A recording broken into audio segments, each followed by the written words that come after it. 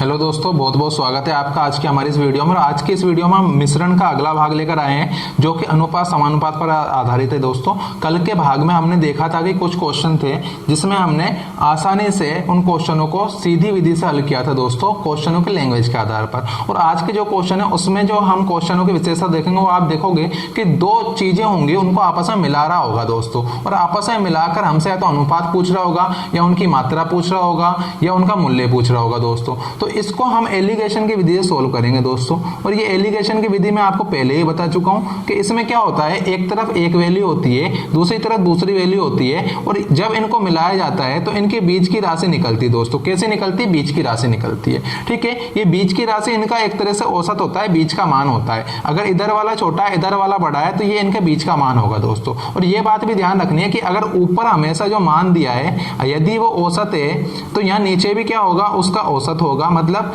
यदि यहाँ लड़कियों का मान है यहाँ लड़कों का है तो यहाँ इनके दोनों के बीच का होगा।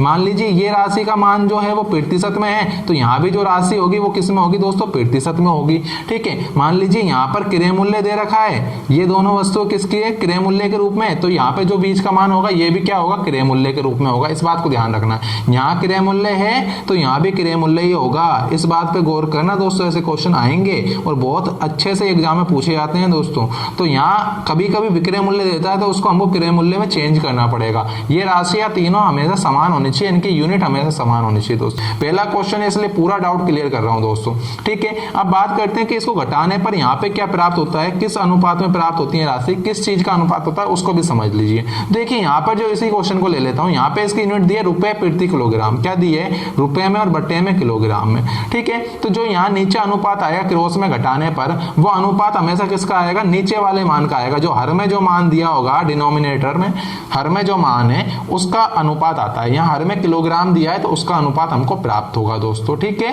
किलोग्राम का मतलब होता है उस वस्तु की मात्रा, उसका द्रव्यमान, उसका वजन, कि कितनी उसकी मात्रा है उस मिश्रण में, उसका अनुपात हमको प्राप्त हो जाएगा। अब चलते हैं इस क्वेश्चन पे। इस क्वेश्चन में हमको बोला है 35 रुपए प्रति किलोग्राम वाली चाय। कितनी है? 35 रुपए प्रति किलोग्राम वाली चाय दोस्तों। ये इसकी प्राइस है, इसकी दर है कि 1 किलो का मान कितना है? 35 रुपए। दूसरी कितनी है? 75 रुपए प्रति किलोग्राम वाली चाय। कितनी है? 75 रुपए किलोग्राम वाली चाय। इसकी भी दर है 75 रुपए की 1 किलो चाय। अब दोनों को मिला दिया तो कितने की हो गई? 50 रुपए प्रति किलोग्राम की हो गई।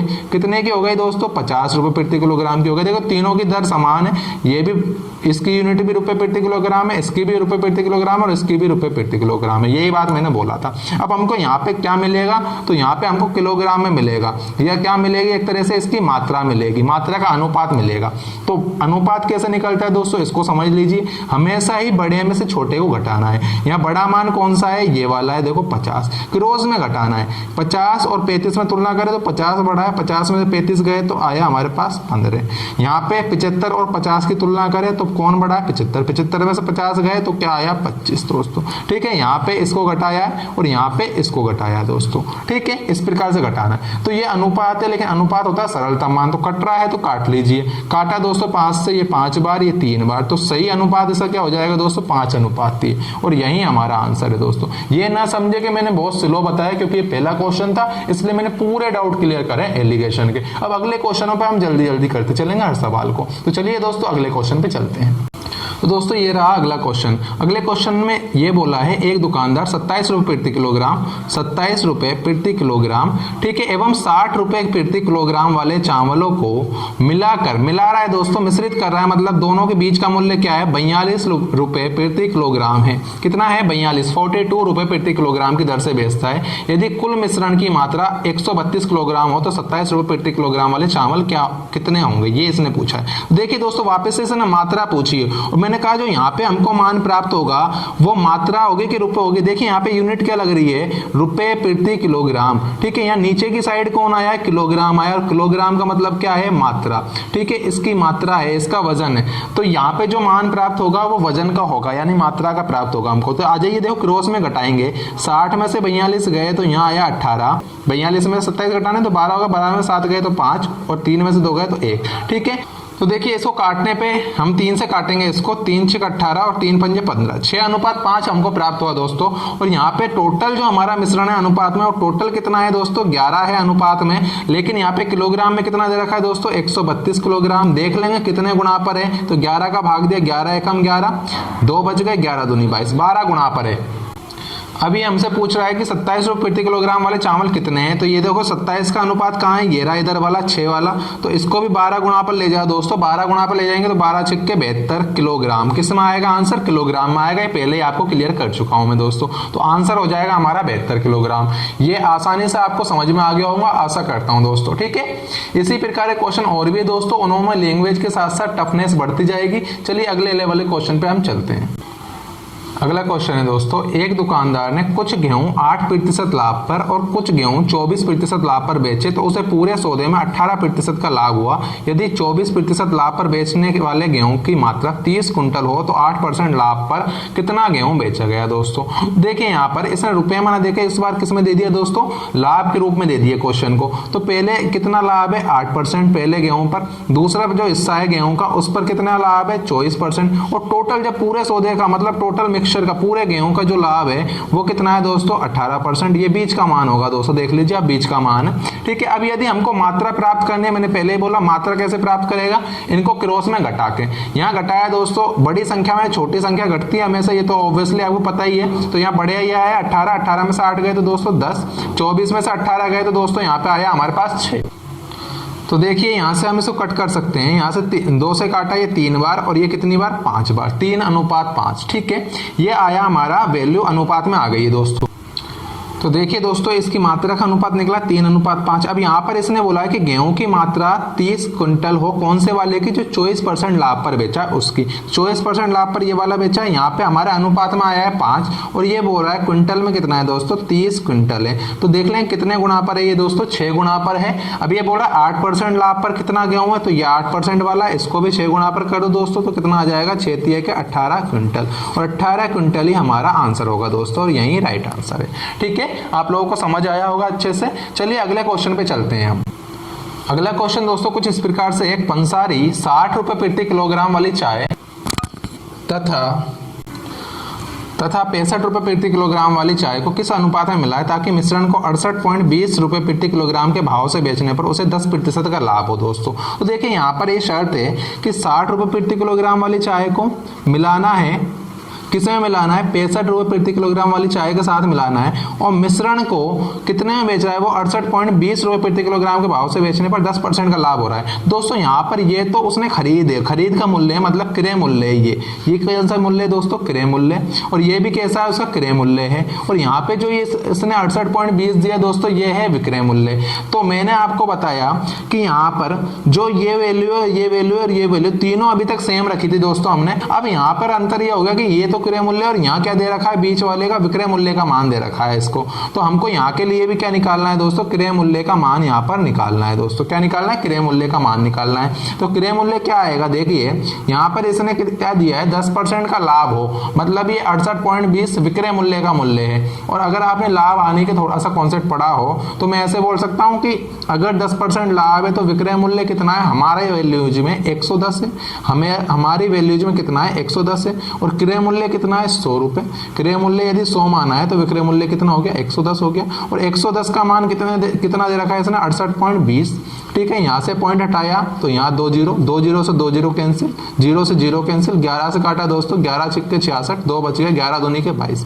तो यहाँ पे 100 की वैल्यू आ गई, मतलब क्रय मूल्य आ गया उस पूरे मिश्रण का कितना आ गया 62 रुपए प्रति किलोग्राम दोस्तों। कितना आया है 62 रुपए प्रति किलोग्राम, ठीक है। अब ये बोल रहा है अनुपात निकालना, अनुपात निकाल लो दोस्तों, मात्राओं का अनुपात क्रॉस में घटाना है, बड़े में से छोटा, ये बड़ा है इसमें छोटा घटाया तो 2, ये बड़ा है इसमें छोटा घटाया 3, तो ये आ जाएगा 3:2, और यही हमारा दोस्तों राइट आंसर होगा 3:2, ठीक है दोस्तों। आशा करता हूँ ये वाला जो कॉन्सेप्ट है वो आपको समझ में आया होगा, ठीक है। अगर किसी को अच्छे से समझ में नहीं आया तो हम फिर से एक और क्वेश्चन लेते हैं ऐसा, और उससे वापस समझते हैं दोस्तों। तो आइए दोस्तों अगला क्वेश्चन है, एक व्यक्ति दो प्रकार के गेहूं 60 रुपए तथा 100 रुपए प्रति किलोग्राम के भाव से खरीदे और दोनों को मिलाकर 84 रुपए प्रति किलोग्राम में बेचने पर 20% लाभ प्राप्त करता है। यदि कुल मिश्रण 200 किलोग्राम हो तो दूसरे प्रकार के गेहूं की मात्रा क्या होगी।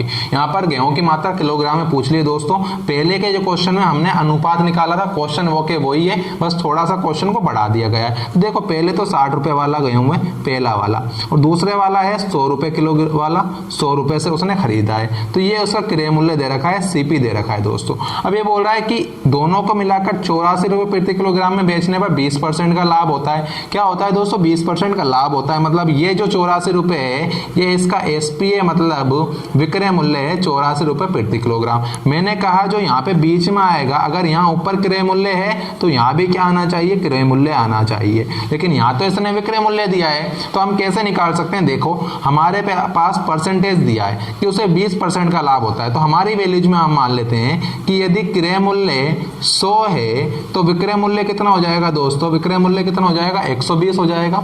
ठीक है, और ये बोल रहा है कि यदि 120 का वैल्यू 84 है तो हमको कितने की निकालनी है, हमें क्रय मूल्य निकालना है। क्रय मूल्य कितना माना है हमने, 100 माना है, 100 की वैल्यू निकाल देंगे। 0 से 0 कैंसिल हो जाएगा, 12 से काटा है इसको 7 बार, और यहाँ से आ जाएगा हमारे पास 70 रुपए प्रति किलोग्राम, या 70 रुपए प्रति किलोग्राम में उसने उस चीज को खरीदा होगा, मिश्रण को पूरे को। तो यहाँ पे कितना आ गया हमारा क्रय मूल्य पूरे मिश्रण का, 70 रुपए आ गया दोस्तों। ठीक है, बस आंसर आ जाएगा। यहाँ पे हमको इनकी मात्रा का अनुपात निकालना है, तो घटाइए क्रॉस में, 70 में 60 गए तो 10, 100 में 70 गए तो 30 दोस्तों। ठीक है, इनका अनुपात निकालना है तो 0 से 0 कट गए, 3:1 हो गया दोस्तों। यहाँ पे इसने बोला कुल मिश्रण 200 किलोग्राम है, क्योंकि हमको अनुपात में आंसर नहीं चाहिए, हमको तो किलोग्राम में चाहिए। तो कुल मिश्रण 200 किलोग्राम है, हमारे यहाँ पे कुल मिश्रण है 4 की वैल्यू इसने बोली है कितनी है, 200 किलोग्राम। कितने गुणा पर है दोस्तों, ये 50 गुणा पर। तो ये बोल रहा है कि दूसरे प्रकार के गेहूं की मात्रा क्या होगी। दूसरे प्रकार का गेहूं ये रहा दोस्तों, इसकी मात्रा कितनी है यहाँ पे 1, तो इस 1 को भी हमको लेना है और कितने से गुणा कर देना है, कितने गुणा पर है ये 50 गुणा पर, तो 50 से गुणा कर देंगे, 50 किलोग्राम इसकी मात्रा आ जाएगी दोस्तों, दूसरे प्रकार के गेहूं की मात्रा। और यही हमारा राइट आंसर है दोस्तों। ठीक है, तो चलिए अगले क्वेश्चन पे चलते हैं दोस्तों। तो ये रहा दोस्तों अगला क्वेश्चन आपके सामने। यहाँ बोला है दो वस्तुओं का कुल क्रय मूल्य 7200 रुपए है, यदि उसमें से एक को 16% लाभ पर तथा दूसरी को 20% हानि पर बेचता है तो पूरे सौदे में न लाभ न हानि होती है, पहली वस्तु का क्रय मूल्य होगा, ये इसने बोला है दोस्तों। देखो पहली वस्तु को वो 16% लाभ पे बेचता है, मतलब 16% ज्यादा पे बेच रहा है। ठीक है, तो इसको हमने ऐसा लिख लिया, प्लस में 16% लाभ का मतलब ज्यादा पे बेच रहा है। ठीक है, दूसरी वस्तु को वो 20% हानि पे बेच रहा है, हानि का मतलब कमी पे बेच रहा है, मतलब कितनी कमी पे बेच रहा है, 20% कमी पे बेच रहा है, ये बोल सकते हैं हम। ठीक है दोस्तों, अब आ जाइए, ये बोल रहा है तो पूरे सौदे में न लाभ होती है, ना लाभ होगा न हानि होगी। ठीक है, ये बोला है इसने। अब लाभ हानि नहीं होगी तो मतलब जितने में उसने खरीदा है टोटल उतने में बेच दिया, तो क्या होगा, टोटल ना तो लाभ हुआ ना हानि हुई, तो हमने कितने मान लिया यहाँ पे, 0 मान लिया, ना लाभ ना हानि। ठीक है, 0 मान लिया दोस्तों। अब यहाँ क्रॉस में घटाया दोस्तों, क्रॉस में घटाया अनुपात निकालने के लिए, तो देखो बड़े में छोटा घटेगा। यहाँ 0 और प्लस के 16 में से कौन बड़े होते हैं, प्लस का 16 बड़ा होता है, तो 16 में से 0 गया तो 16। ठीक है, यहाँ देखिए दोस्तों, यहाँ ये 0 है और यहाँ है माइनस का 20, तो माइनस के 20 बड़े हैं कि 0 बड़ा है, बताइए कौन बड़ा है। तो यहाँ हमको आपको पता होना चाहिए कि 0 बड़ा होता है और माइनस के 20 छोटे होते हैं। तो इसमें से इसको घटाएंगे, तो देखो ऐसे घटाएंगे, 0 माइनस माइनस के 20, ये माइनस माइनस प्लस हो जाएगा, तो 0 प्लस में 20, और ये आंसर कितना आएगा 20। तो घटाने पे कितना प्राप्त हुआ, 20 प्राप्त हुआ दोस्तों। ठीक है, यहाँ पे कट रहा है तो काट लीजिए, 4 से काटा ये 5 बार और ये 4 बार दोस्तों। अब देखो हमारे टोटल कितना है, हमारा अनुपात का हमारा जो टोटल है 9, और यहाँ पे इसने क्रय मूल्य कितने दिए रुपए में, 7200 रुपए। कितना दिया है दोस्तों, 7200 रुपए। कितने गुणा पर है आप निकाल लीजिए, 9 8 72 और 2 0, 800 गुणा पे है दोस्तों। तो ये बोला पहली वस्तु का क्रय मूल्य, ये रहा पहली वस्तु का अनुपात, इसको भी कितने से गुणा कर देंगे दोस्तों, 800 से गुणा कर देंगे, तो 5 8 40 की 40 और 2 0 की 2 0, तो ये आ जाएगा 4000 रुपए दोस्तों। कितना आ जाएगा, 4000 रुपए, और ये 4000 रुपए ही हमारा आंसर है दोस्तों। ठीक है, क्लियर हो पाई आपके क्वेश्चन, बहुत अच्छे से समझाया दोस्तों मैंने, बिल्कुल आसान शब्दों में। ठीक है, चलिए अगले क्वेश्चन पे चलते हैं। अगला क्वेश्चन दोस्तों समय दूरी चाल पर आधारित क्वेश्चन है, उसी टॉपिक का है और कई बार एग्जाम से पूछा गया है दोस्तों। इसको भी हम मिश्रण एलिगेशन के तरीके से सॉल्व कर सकते हैं। देखिए क्वेश्चन को पढ़ते हैं फिर सॉल्व करते हैं। एक व्यक्ति कार द्वारा अपनी यात्रा कुछ भाग 60 किलोमीटर प्रति घंटे की चाल से तथा शेष भाग 48 किलोमीटर प्रति घंटे की चाल से तय करता है।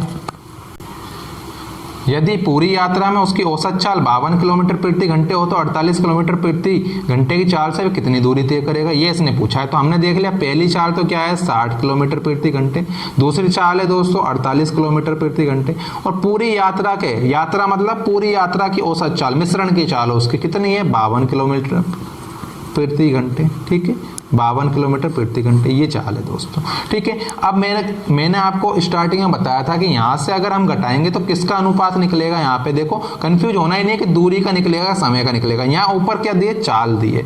ठीक है और यहाँ भी ऑब्वियसली क्या दी होगी चाल ही दी होगी, क्योंकि मैंने बताया था कि यहाँ जो चीज होगी वही चीज यहाँ पर होनी चाहिए एलिगेशन सवाल को सोल्व करने के लिए। ठीक है तो यहाँ पे चाल की वैल्यू, चाल को स्पीड बोलते हैं, ये होता है दूरी बटे में समय d/t। ठीक है और इसकी जो यूनिट है वो है किलोमीटर प्रति घंटे। तो मैंने आपको बताया था कि हमेशा ही जब इसको एलिगेशन सॉल्व करेंगे चाल दी हुई है तो अनुपात जो निकलेगा नीचे जब हम घटाएंगे तो किसका निकलेगा समय का निकलेगा आवर का निकलेगा। तो यहाँ पे जो हमारे अनुपात आएगा वो किसका आएगा दोस्तों समय का आएगा। ठीक है क्लियर हो गई ये बात। चलिए आप घटाइए 52 में से 48 गया तो ये 4, 60 में से 52 गया तो ये 8। ठीक है कट पा रहा है तो काट लीजिए, कट पा रहा है दोस्तों। तो देखिए दोस्तों यहाँ से कटा ये एक बार और यहाँ से कटा दोस्तों ये कितनी बार 2 बार। तो यहाँ से हमारी चाल का समय का अनुपात आ गया 1:2 अनुपात। ठीक है ये आ गया। अब ये बोल रहा है कि 48 किलोमीटर प्रति घंटे की चाल से वे कितनी दूरी तय करेगा। ठीक है तो यहाँ पर देखिए दूरी बराबर क्या होता है चाल इंटू में समय। ठीक है चाल कितने दिए इसने 48 और समय कितना आया हमारा यहाँ से निकल के 2 आया है दोस्तों। तो 48 को 2 से गुणा कर देंगे तो यहाँ पे हमारी दूरी आ जाएगी 48 दूनी के 96 किलोमीटर और यही हमारा आंसर है दोस्तों। तो इस क्वेश्चन का आंसर हो जाएगा 96 किलोमीटर। ठीक है दोस्तों तो देखिए आप कैसे हमने यहाँ से प्रतिशत के क्वेश्चन भी सोल्व किए, लाभ हानि के भी किए, समय दूरी के भी किए दोस्तों और अनुपात समानुपात के क्वेश्चन भी यहाँ से मिश्रण के नियम से हमने आसानी से सोल्व किए दोस्तों। इसका एक और टफेस्ट जो क्वेश्चन है अनुपात समानुपात में ही है, मिश्रण के भाग उनको बोलते हैं, उसका एक और भाग दोस्तों जल्दी आएगा। तो आप लोग बने रहिए हमारे साथ और ऐसे ही हमारी वीडियोस को शेयर करें। धन्यवाद।